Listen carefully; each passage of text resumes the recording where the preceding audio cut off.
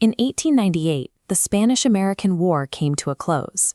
For the Cuban people, this marked the end of a bloody, generation-long struggle to finally win their independence from Spain. The United States had entered the conflict claiming it was there to help.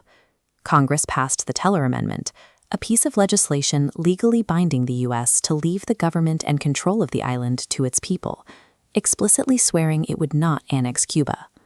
But when the fighting stopped, the American military presence remained.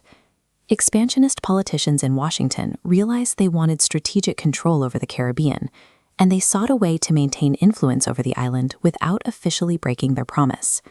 Senator Orville Platt, alongside General Leonard Wood, and Secretary of War Elihu Root, sat down to engineer a solution. They drafted the Platt Amendment. Knowing a standalone bill might face heavy public scrutiny, they tucked the proposal into the Army Appropriations Act of 1901, a routine military funding bill. The United States then delivered an ultimatum to the newly formed Cuban Constituent Assembly. American forces would only withdraw if the Cubans integrated the 7 demands of the Platt Amendment, word for word, into their newly drafted constitution.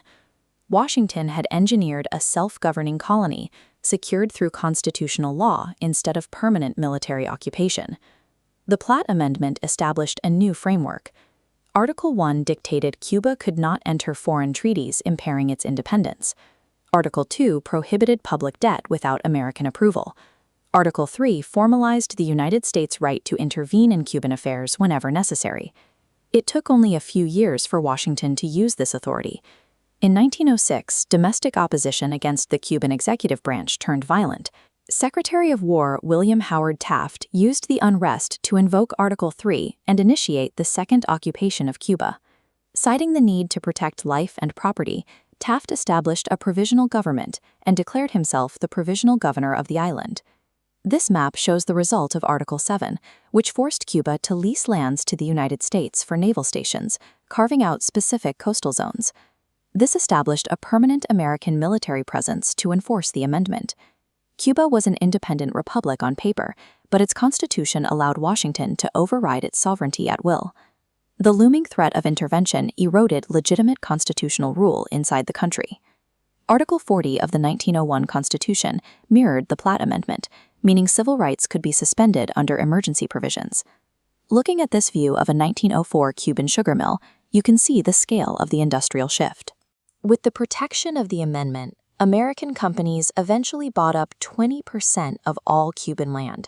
These monopolies controlled the railroads and ran them for private benefit.